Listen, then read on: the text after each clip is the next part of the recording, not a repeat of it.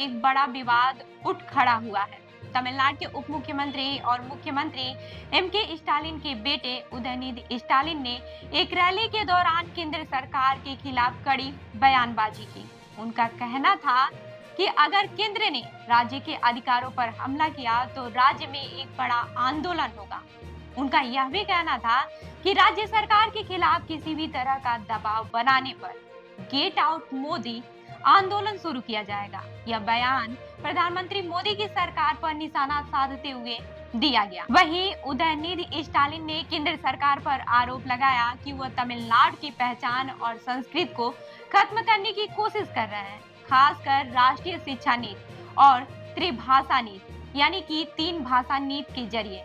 उन्होंने कहा कि तमिलनाडु के लोग किसी भी हाल में इस प्रकार की नीतियों को थोपने नहीं देंगे और राज्य की स्वतंत्रता और अधिकारों की रक्षा करेंगे। उनका यह भी कहना था कि पिछली बार जब केंद्र सरकार ने तमिलों के अधिकारों को लेकर कुछ गलत कदम उठाए थे तो तमिल जनता ने मोदी वापस जाओ आंदोलन शुरू किया था। इस बार भी अगर कोई ऐसा कदम उठाया गया तो इस बार आंदोलन का नाम होगा गेट आउट मोदी।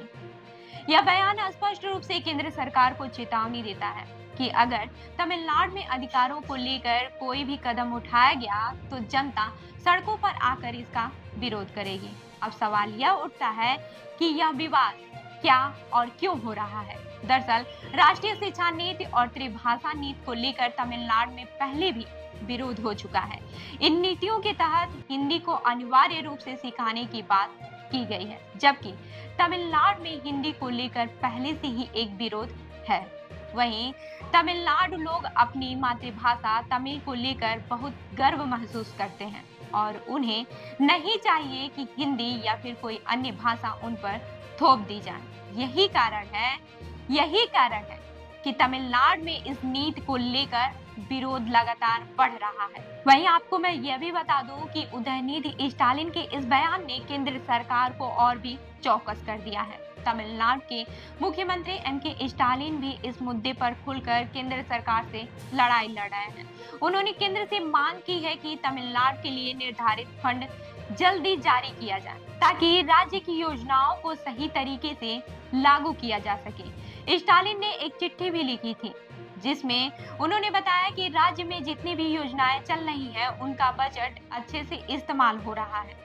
इसके बावजूद केंद्र ने राज्य को समय पर फंड नहीं दिया। इसी बात को लेकर उदयनिधि ने केंद्र सरकार को चेतावनी दी कि अगर राज्य की योजनाओं को पूरा करने के लिए फंड नहीं दिया जाएगा तो यह आंदोलन और भी बड़े पैमाने पर फैल सकता है। वहीं मैं आपको ये भी बताते चलूं कि उदयनिधि स्टालिन ने यह भी साफ किया है कि उनकी लड़ाई केवल डीएमके की नहीं है बल्कि यह पूरे तमिलनाडु की है।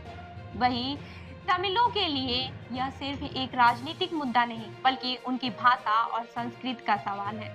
उन्होंने अपील की है कि विपक्षी दल एआईएडीएमके भी इस मुद्दे पर डीएमके के साथ मिलकर लड़ाई लड़े। आपको ये भी बता दूं, तमिलनाडु में यह विवाद अब एक नया मोड़ ले चुका है। इसने केवल तमिलनाडु में ही नहीं बल्कि पूरे देश में चर्चा शुरू कर दी है। लोग अब ये जानना चाहते हैं कि केंद्र सरकार इस विवाद का क्या हल निकालेगी। क्या वह तमिलनाडु के अधिकारों को लेकर कोई समझौता करेगी या फिर स्थिति और भी बिगड़ेगी। तमिलनाडु का यह आंदोलन अब सिर्फ राजनीति तक ही नहीं बल्कि एक सामाजिक और सांस्कृतिक मुद्दा बन चुका है। लोगों का मानना है कि अगर राज्य सरकार की मांगे पूरी नहीं होती हैं तो ये आंदोलन और भी बड़े पैमाने के रूप में सामने आ सकता है। वहीं यह मामला सिर्फ एक राज्य की राजनीति तक सीमित नहीं है, यह पूरे देश में एक नया संदेश देने वाला मुद्दा बन सकता है। आने वाले दिनों में यह देखना काफी ज्यादा दिलचस्प होगा कि तमिलनाडु की जनता और केंद्र सरकार के बीच चल रही यह जंग किस मोड़ पर जाती है। वहीं इस पूरे मामले पर हम यह कह सकते हैं कि तमिलनाडु के लोग अपनी संस्कृति और भाषा को लेकर बहुत ही संवेदनशील हैं और जब बात उनकी पहचान से जुड़ी होती है तो वे किसी भी दबाव के आगे नहीं झुकते। यह देखा जाए कि आगे चलकर इस विवाद का क्या समाधान निकलता है, लेकिन फिलहाल तो यह विवाद राजनीति से कहीं बढ़कर एक पहचान की लड़ाई बन चुका है। तो इस खबर पर क्या है आपकी राय, हमें जरूर बताइएगा और ऐसी ही अन्य खबरों के लिए एलएस न्यूज को लाइक, शेयर और सब्सक्राइब करना न भूलें।